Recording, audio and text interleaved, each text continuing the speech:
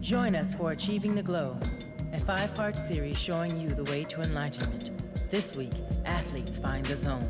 My defense is very suspect. It's all part of G-Phoria, presented by EB Games and G, Friday at 8 p.m. When it comes over me, and I totally lose control, I like it. All the rage. All the power. Unleash the fury.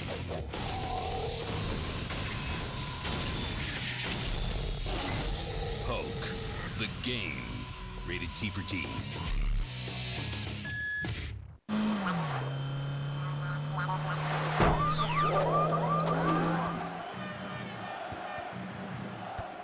Nice ball. Send it now! That's one way to get up the field quickly. Well, the referee may have booked him on another day. Free kick. Well, he's less than happy about that decision. You can see that.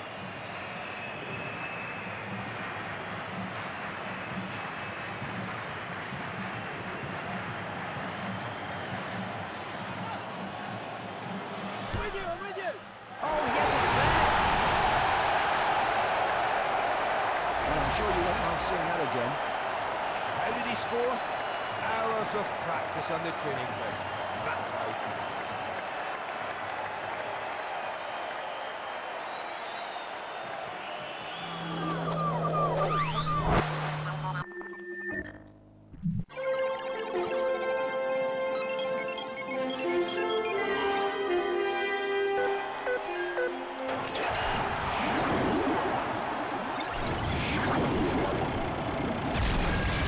Hi, my name is Laurent Dobas, and I hold the show-off mode record for the Elysium Alps course on SSX.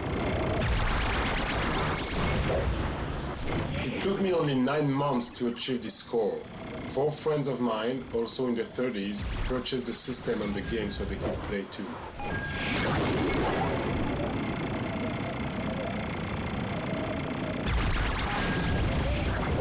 When the PS2 came around, my life changed. The first SSX was a revelation for me. Awesome graphics and what video games are supposed to be all about. Once I realized the million points barrier could be broken, I had to keep trying. I had to do it. It was a hot summer afternoon and I was just out of the shower. I turned on my PS2, my VCR, and bang, I hit the million points on my first run. I was shaking like crazy and unable to play after that for a couple of hours. It was pretty insane.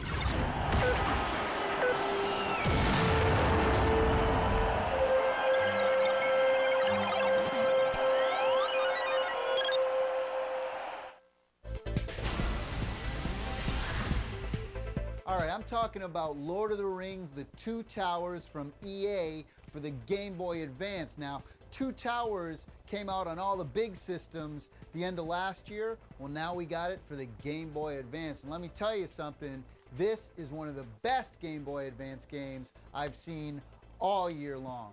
The sound in this game is absolutely unbelievable. They've taken all the cool samples and live music from the movie and crammed it all in there. They even got bits and clips from the actual films, which are unbelievable, and they actually looked really good on here. It's like watching a little TV sometimes.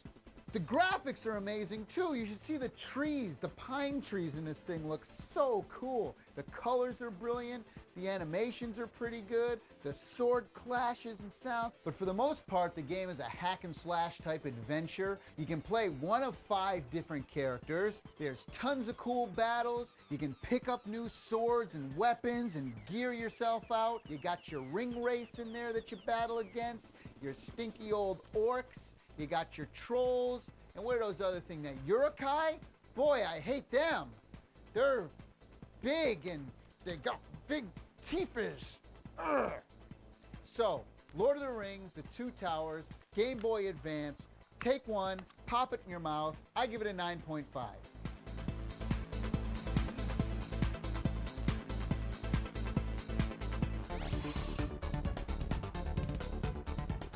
All right, we're back. We're here in ancient Egypt now because we're talking about Black and Bruised.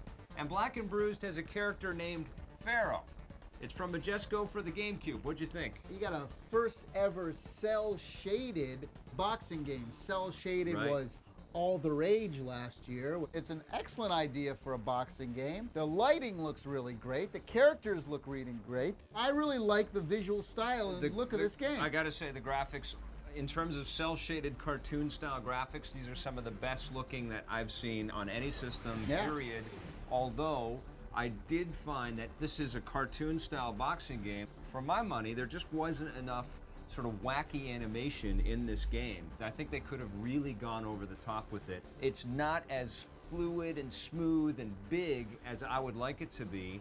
They didn't go the extra mile on the artwork, and they really dropped the ball on the sound. I don't know what happened in the audio department here. Well, the sounds that are there are actually pretty decent, but there's a lot of missing sounds. That is the key, yeah. One of the most important sounds in any boxing game is when the player hits the canvas, and because this is a cartoon-style game, there's lots of hitting the canvas, you know, and there's no sound at all when you hit the canvas.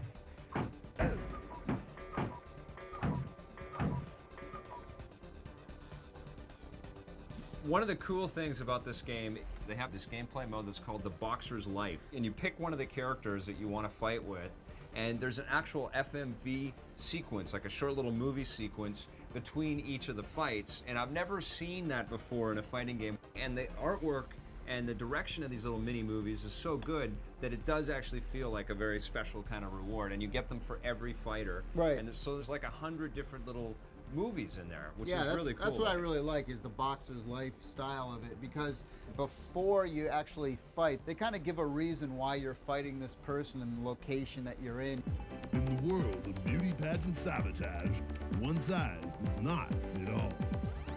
There's always something a little different, you know, like they might say because of something that happened in the movie that your left hand will hurt you. So if you punch with your left hand, your meter will go down. It kind of makes it interesting. It's not just plowing through all these fighters. Clever idea. Problem with the game, though, is that it really just becomes a button masher. There really isn't a whole bunch of finesse. This game, the fastest fingers win. As fast as you can punch those punch buttons, you're going to beat everybody, and you don't really have to block and dodge as much as you need to in most of the other boxing games. It works. It's a good-looking game. It's definitely worth checking out if you're into boxing games, but the lack of the audio really hurts this thing, and the fact that there isn't as much strategy and finesse involved in playing the game kind of takes a lot of replay value out of it for me. I'm going to give Black and Bruised 6 out of 10. I'm giving it a 7.5. I really like the boxer's life. On the positive side, the cell shading animation and graphics are really cool. The Boxer's Life mode is really entertaining and interesting, and the characters have some pretty interesting, cute, and funny dialogue. On the negative side, where's the audio of the boxers hitting the mat? The animation is good for the most part, but it doesn't really take this cartoon boxing to its fullest extreme. And there really isn't enough finesse and strategy in this game. It's more of a button masher.